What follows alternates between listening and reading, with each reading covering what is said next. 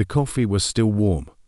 That was the thing that stayed with him longest, in the weeks and months and years that followed. Not the empty wardrobe, not the made bed, not the absence of her boots by the door. The coffee. He had come downstairs that morning to find a half-full cup on the kitchen table, still warm to the touch, as if she had set it down in the middle of something and stepped away for just a moment and would be back before it called. She was not back before it called. She was not back at all. Jesse Crane stood in the kitchen of the house he had built with his own hands on the eastern edge of Red Bluff and held that cup and felt the warmth of it leaving against his palms and understood, slowly, the way the worst understandings arrive, not all at once, but in stages, each one worse than the last, that the warmth leaving the cup was the last warmth she had left in this house, and it was going and then it was gone. No letter on the table. He checked twice, 3 times, moving things that didn't need moving, because the hands need something to do when the mind is refusing to accept what it knows. No note tucked into the mirror frame, or left on the pillow, or slipped under the door. Nothing written, nothing spoken, nothing that said, I was here and I chose to leave, and this is why. Just silence, and the cup, and the made bed upstairs, which he would not be able to look at for a very long time. Her name was Nora Vane, and she had come into Red Bluff 3 years ago with her, arriving without announcement, staying without explanation, becoming so thoroughly part of his life that he had stopped being able to imagine the shape of it without her. He had loved her completely, in the uncalculating way of a man who had not expected to love anyone and had been overtaken by it before he had time to build defenses. He had loved her and she had seemed to love him, and he had believed, with the straightforward certainty of a man whose word meant something and who assumed other people's did too, that what they had was real and solid, and going to last. He set the cup down. He went outside and stood on the porch and looked at the road leading away from Red Bluff in every direction and felt the ground shift under him on a way it would never entirely stop shifting. Not for 10 years. Not until the morning she came back. Red Bluff had a story it told about Jesse Crane. Unlike most stories that towns tell about people, it was partly true and mostly incomplete. The true part, he was closed. After Nora left, after the searching and the not finding and the slow, grinding acceptance of a loss that had no explanation and therefore no edges, no way to contain it, he had drawn inward in a way that was visible to anyone who remembered what he'd been before. The Jesse Crane of before had not been a talkative man, but he had been present, engaged with the town in the way of someone who lived in it rather than merely occupying it, attending things, acknowledging people, capable of something that approximated easing company. The Jesse Crane of after was different. He worked his ranch with the focused ferocity of a man who has decided that work is the only thing that reliably makes sense, pouring into the land an energy that had nowhere else to go, and that expressed itself in the best-kept operation in the county, which people noticed and commented on without connecting to its cause. He came to town when he needed to, and conducted himself with the clipped efficiency of someone completing a transaction rather than participating in a community. He was not rude. He was not unkind. He was simply, thoroughly, unavailable. Cold cowboy, they called him. Broken, some of the older ones said, who remembered before, the incomplete part, what they couldn't see. The way he still, after 10 years, woke sometimes from dreams in which she was simply there, sitting across from him, or working beside him, or just present in the way she had been present, which was its own distinct quality that nobody else had replicated, and lay in the dark afterward with the specific loneliness of someone who has been reminded of exactly what they're missing. The way he had kept, in a cedar box under the bed, the things of hers that remained, a pair of gloves, a small portrait she'd drawn of herself as a joke that turned out to look exactly like her, a letter she'd written him once when he was away for a week that he had not reread in years, because rereading it was not something he could do and remain functional the way he had. In the first year, ridden every road out of Red Bluff in every direction, stopping at every ranch and settlement and way station, asking about a dark-haired woman traveling alone with a grey horse and a brown bag, and receiving nothing for his trouble except the particular exhaustion of a man who has looked everywhere and found that everywhere is empty. The way he had stopped looking, not because he had stopped wanting to find her, but because looking had become its own kind of damage, and he had enough damage already. He was not cold.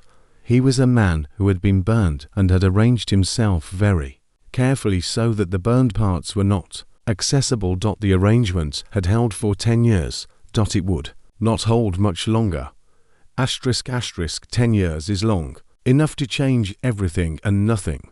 The ranch changed, grew in the way of things tended by someone with nothing else to tend, the herd expanding steadily, the buildings maintained to a standard that visitors always remarked on, the land itself seeming somehow more orderly than land usually managed. Jesse had added to hands in the 3rd year, young men in Cord and Avery who were competent and undemanding, and had learned early that their employer was not a man who invited personal conversation, and had adjusted accordingly. The town changed. New families, new buildings, the general store under new ownership, a schoolhouse that hadn't existed before. Children who had been born after Nora left were now old enough to work, which made Jesse feel the passage of time in a way that the internal calendar of grief doesn't always allow for. He changed too, though less than the ranch and less than the town, because people who organize their lives around not being changed are harder to change. He was 40 now. The face in the mirror had been comprehensively weathered by a decade of outdoor work, and showed it without apology. He was lean and capable, and looked like what he was, a man who had done hard physical work for 20 years, and intended to keep doing it. He had been told by the 2 or 3 women in Red Bluff who had attempted interest over the decade, and been gently and finally declined, that he was still a handsome man, which he received with the blank indifference of someone for whom the information had no application. He was not waiting for Nora. He had stopped waiting, in the active sense, sometime in the 3rd year, when waiting had become indistinguishable from damage, but he had not replaced what waiting had been replaced by, had not filled the space with anything that would have made replacing it possible. He simply lived alongside the unanswered question, the way you learn to live, alongside a scar aware of it, not ruled by it, but unable to forget it was there. The question was always the same. Why? Not where she had gone, or what had become of her, though those were part of it, but the fundamental, unanswerable why. What had made a woman who seemed to love him, who had shown him love in 100 daily ways that were too small and too consistent to be performance, get up one morning and leave a half-full cup of coffee on the table and walk out of his life without a word. He had constructed versions. In the early years they had been kind versions. She was in danger. She was protecting him. There was something she couldn't control. In the darker years they had been less kind. She had never loved him the way he thought. He had misread everything. The warmth he remembered was something he had invented from longing. Neither version had ever felt entirely true. Neither version had ever felt entirely false. The truth, whatever it was, remained somewhere he couldn't reach, until the afternoon Cord came to find him in the north pasture and said, with the careful manner of a young man delivering news he's not sure how to deliver, "Boss, there's a woman rode into town. Jenkins at the feed store sent word," he said. He said he thought you'd want to know. Jesse looked at him. He said, "She looks like someone you used to know," Cord said. He said, "She's asking about you." Jesse stood very still for a moment. Then he set down the tool he was holding and walked to where his horse was tied. He rode into Red Bluff at a pace that was not quite the pace of a man who was certain, because he was not certain, told himself, on the ride in, that it was probably nothing, that Jenkins was an old man whose memory wasn't what it was, that 10 years was a long time, and the mind could find resemblances where none existed if it was looking for them. He had been looking for her, in some part of himself, for 10 years. He saw her before she saw him. She was outside the general store, speaking with May Patterson in the way of someone who has asked directions and is receiving them. She was turned partly away from him, and he had a few seconds in which the world went very quiet and very specific, to look at her before she looked at him. 10 years. She was 36 now, to his 40. The dark hair was longer than he remembered, pulled back against the travel. She was thinner, with the look of someone who had covered a lot of ground recently and not rested enough. Her clothes were practical and worn.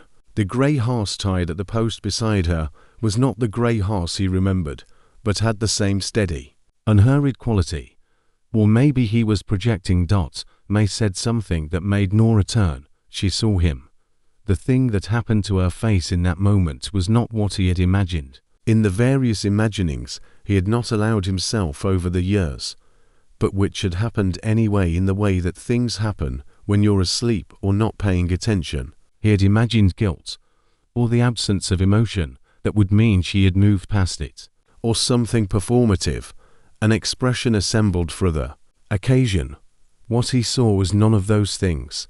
What he saw was a woman who had been afraid of this moment for a very long time and was now in it, and was not hiding the fear, which cost her something visible. Her chin came up, a gesture he remembered with a physical precision that surprised him.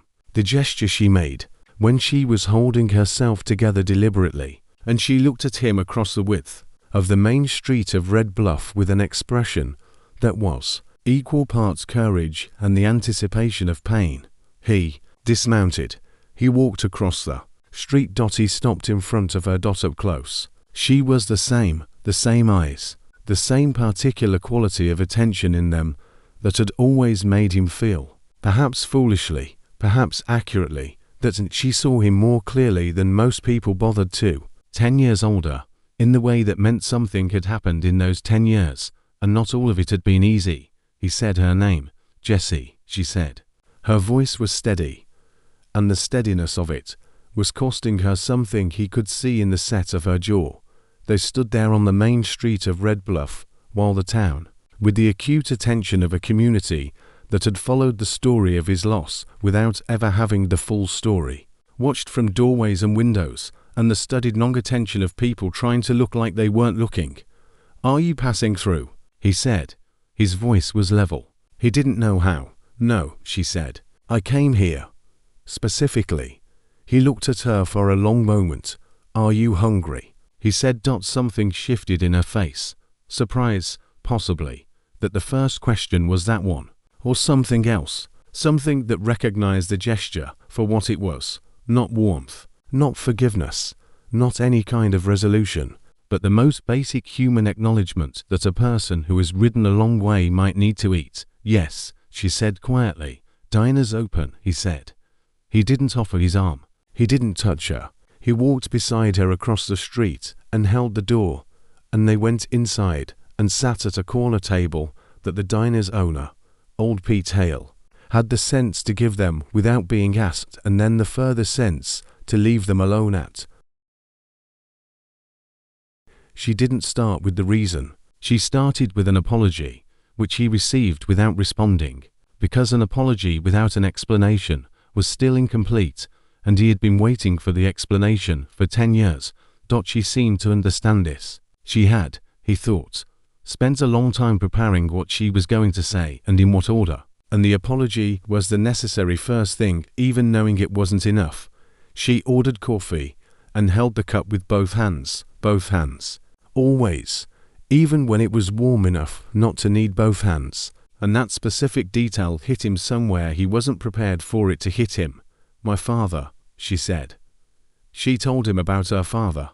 He was a man named Vane, which Jessie had known from a place called Harker's Crossing to States East, which he had not known because Nora had told him very little about where she came from, and he had not pushed because he had his own history. He kept close and had extended to her the same privacy he wanted for himself. Her father, it turned out, had extended debts over the years to a man named Collier, a man of the kind that exists in that territory and that era, A man who operated in the spaces between law and lawlessness with the confidence of someone who has never found either boundary sufficiently limiting. When her father died, the debts transferred, the way such debts do, when the man collecting them has the leverage to insist on it.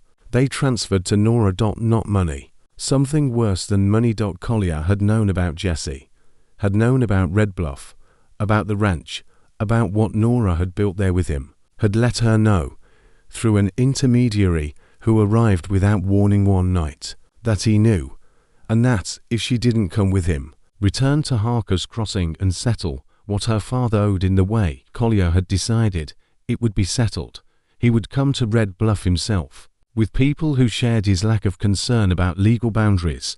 She had believed him. She had, in fact, known him to be the kind of man whose threats were not theatre but logistics. She had left the next morning. She had not told Jesse because she had known, with the certainty of someone who understood the man she loved, that he would have stayed and fought, that he would have put himself between her and Collier, with the straightforward conviction of a man who believed that the right thing to do was the right thing to do regardless of the cost. She had not been willing to pay that cost, not with his life. So she had left the coffee on the table and taken the grey hot and gone. Jesse sat across from her and listened to all of this without speaking. When she finished, the diner was quiet. Pete Hale was doing something unnecessary behind the counter that kept his back to them, which was an act of consideration Jesse noted and appreciated. Collier, Jesse said. He died, Nora said. 4 years ago. Fever. In the winter. The operation he ran collapsed without him. There was nobody capable enough to hold it together. She paused. After that, there was nothing to run from. But by then, she looked at the table. By then, I didn't know how to come back. I didn't know if I had the right. If too much time had passed. If you had. She stopped. If I'd moved on, Jesse said. Yes, she said. He was quiet for a moment. What made you come now? He said. She looked up at him. I stopped being able to live with not knowing, she said. Whether you knew the truth, whether you spent 10 years thinking I just didn't love you enough to stay. Her voice broke slightly on the last words and she controlled it. But not before he'd heard it. I couldn't let you go on thinking that. Even if you never wanted to see me again after today, you needed to know it wasn't that. He looked at her across the table. 10 years of the question. And here was the answer. Not the answer he'd imagined in the kind versions or the dark versions. Not the one he'd been able to construct from the available evidence. Because the available evidence had been deliberately insufficient. She had left to protect him. She had spent 10 years without him to keep him safe from something he would have chosen to face rather than lose her. He didn't know yet what to do with that. He didn't know if he was angry or devastated or relieved or some arrangement of all three that didn't have a name. He knew that it was true. He looked at her and knew, with the bone-deep certainty of a man who had spent 3 years reading this woman daily, that she was telling him the truth. All right, he said. She blinked. All right. She repeated. I needed to hear it, he said. I've heard it. He paused. The rest is going to take longer. She nodded slowly, carefully, the nod of someone receiving something they hadn't been sure they'd receive. I'm not going anywhere, she said. Not this time. However long it takes. He looked at her. Don't make promises yet, he said. We haven't gotten there yet. All right, she said. They sat with their coffee, and the truth that had finally arrived and the long, complicated road that still lay between where they were and wherever they were going. It was enough for a first afternoon. She took a room at the boarding house. He had not suggested it, and she had not asked. She had simply done it, which told him she understood that arriving and expecting to be accommodated would be the wrong kind of presumption. She was in Red Bluff to answer for something and she knew it, and she was not going to make it easier on herself by crowding his space. He respected this.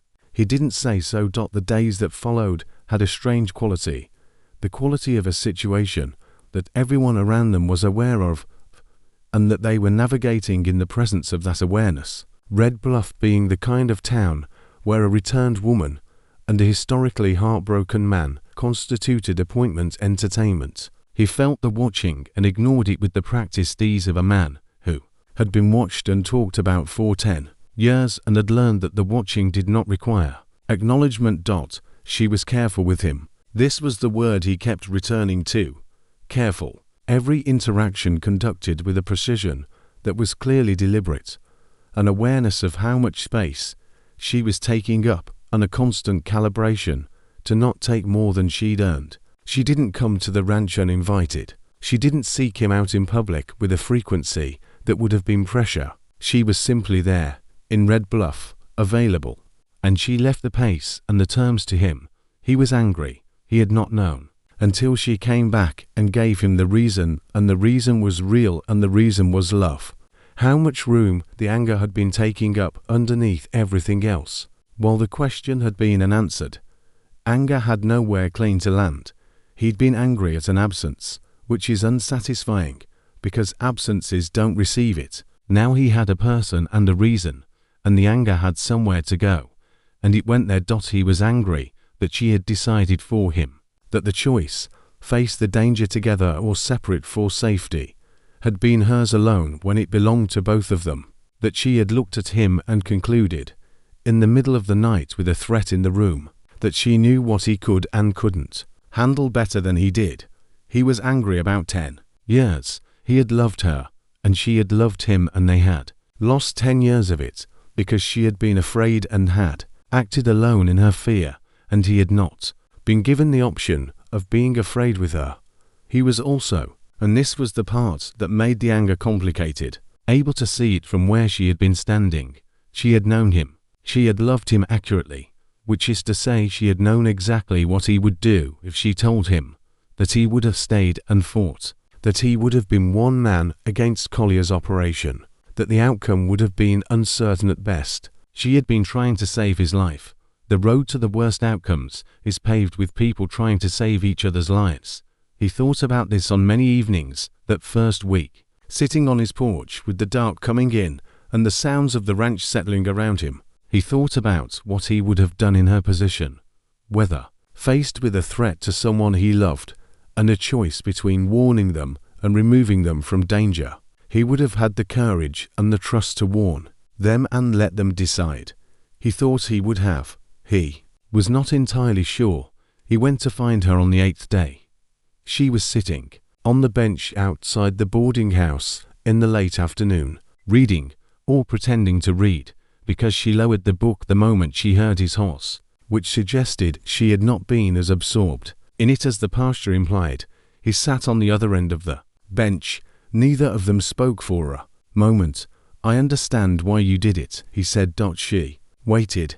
"I don't know yet if understanding is the same as forgiving," he said. "I want to be honest with you about that." "I know," she said quietly. "I'm not asking for forgiveness yet. I know that's not something I can ask for. It's something that either comes or it doesn't." "It might come," he said. "I think it might." She looked at him. "That's more than I had a right to hope for," she said. "Maybe," he said.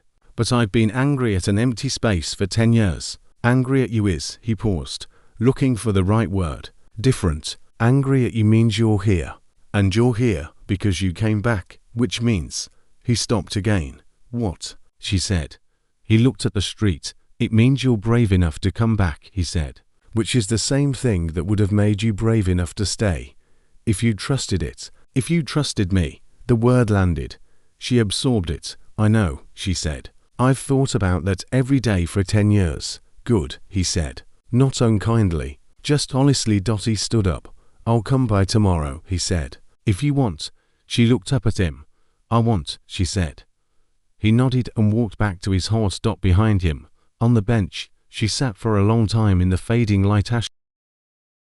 The trust came back the way trust does after damage, not in a sweep, but in accumulation. Small things, over weeks. He came by in the mornings sometimes, and they walked, which was something they'd done before. He'd forgotten that about her, that she preferred conversation while moving, that something about being side by side rather than face to face loosened whatever was held tight. They walked the edges of Red Bluff and talked, carefully at first and then less carefully, the careful dissolving, as the familiar reasserted itself.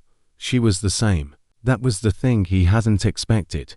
He had expected time to have made her someone different, expected the 10 years to have changed her in ways that would create distance between who she was and who he remembered. Instead, she was more herself, as if the years had distilled rather than altered her, burned away whatever had been uncertain or incomplete and left something that was concentrated and clear.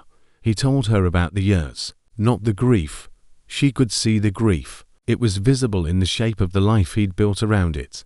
But the other things, the small events of a decade, the ranch and the work and the people who had come and gone. He told her about Cord and Avery, who she met with the frank assessment of a woman who wanted to know who'd been looking after things in her absence. He told her about the expansion of the herd, the new well, the wind to the north. Pasture had flooded and he'd spent 3 days moving cattle in, water up to his knees. She listened with the complete attention he'd forgotten anyone giving him.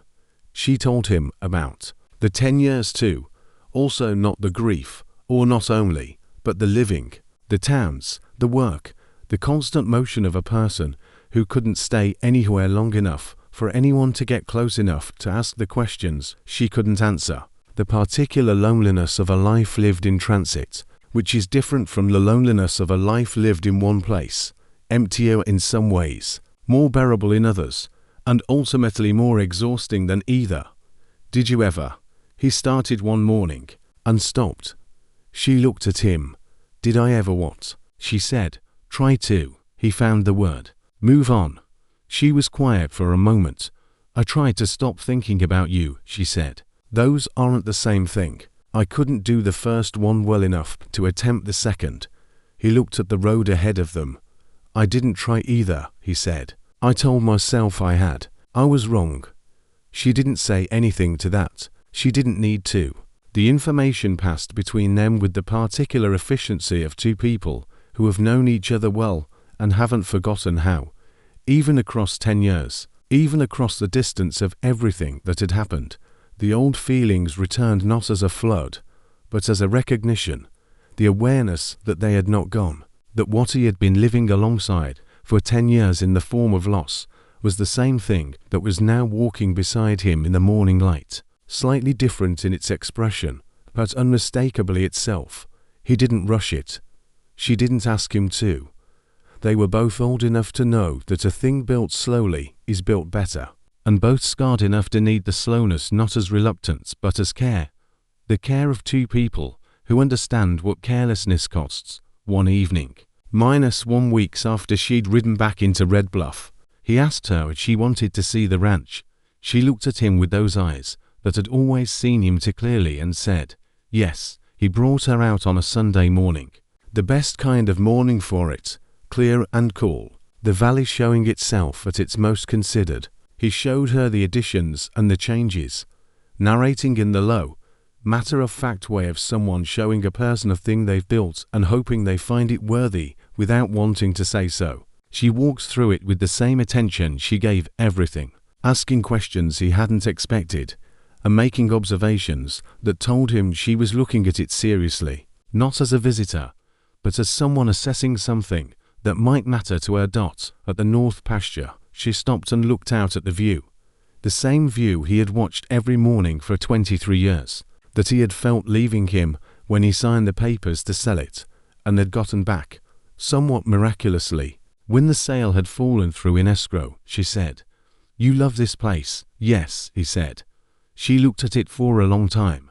"It shows," she said, "in everything. It shows in how it's been kept, in how you talk about it." She paused. "It deserves someone who loves it like that."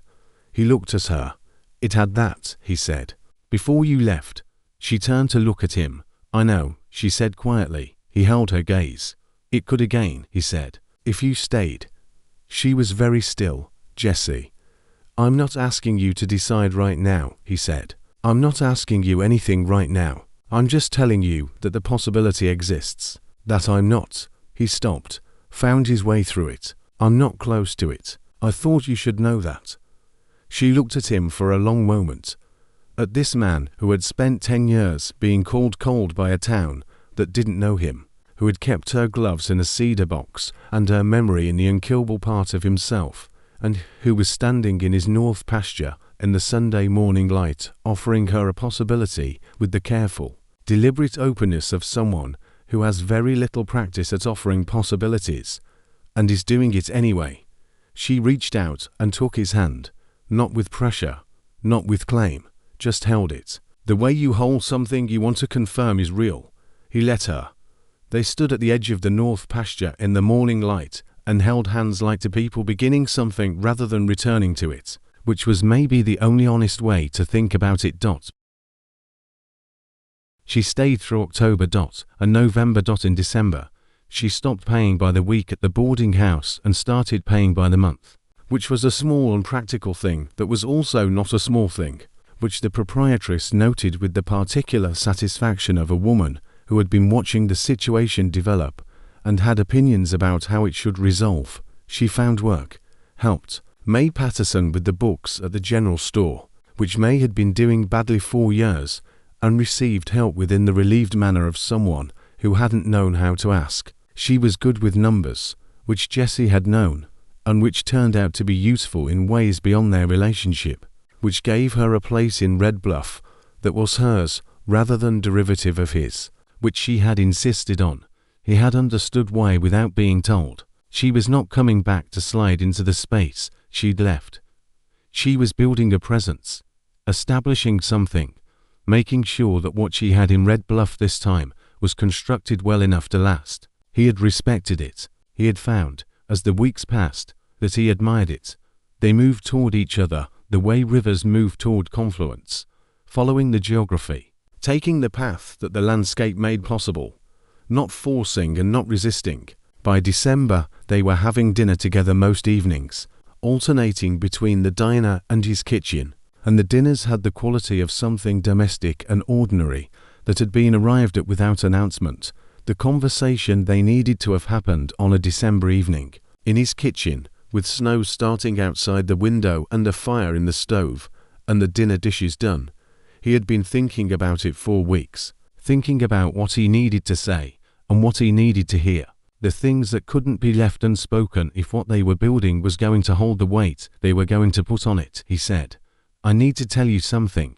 She looked at him. "I forgive you," he said. "I want you to know that I have actually gotten there.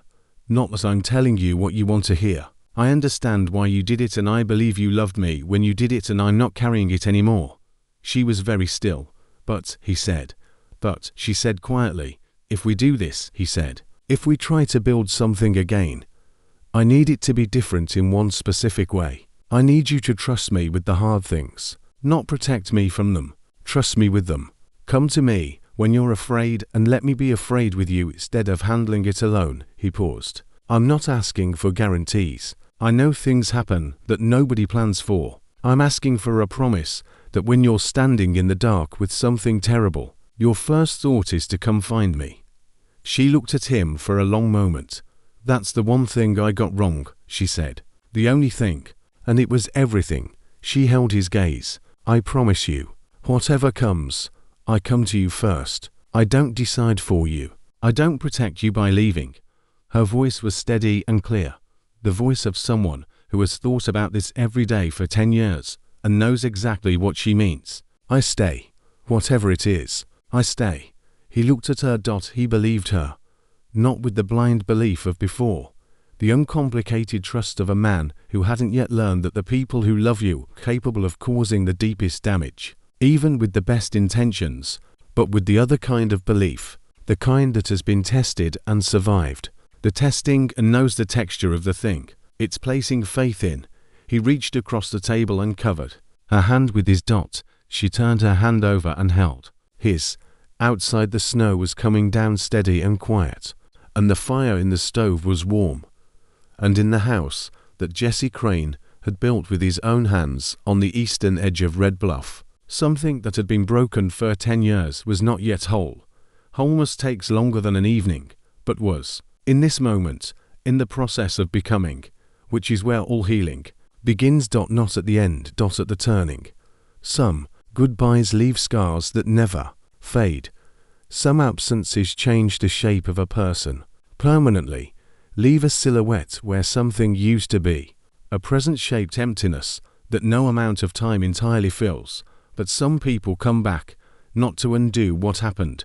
Nothing undoes what happened, but to stand in front of the person they hurt and say, "Here is the truth. Here is all of it. Do with it what you will." And sometimes the person who was hurt, who carried the weight of an unanswered question through years of ordinary days, who built a life around an absence because building was the only way to survive it. Sometimes that person finds, when the truth finally arrives, that the heart they thought was closed still knows how to open. Slowly. Carefully. With full knowledge of the cost. But open. That is not weakness. That is the bravest thing. If this emotional cowboy story touched your heart, tell us in the comments. Would you forgive someone who disappeared from your life without a word and returned years later asking for a second chance? If you enjoy Western love stories, emotional reunions, and redemption stories filled with heart and hope, don't forget to like, subscribe to Broken Spur Stories, and turn on notifications for more unforgettable cowboy tales.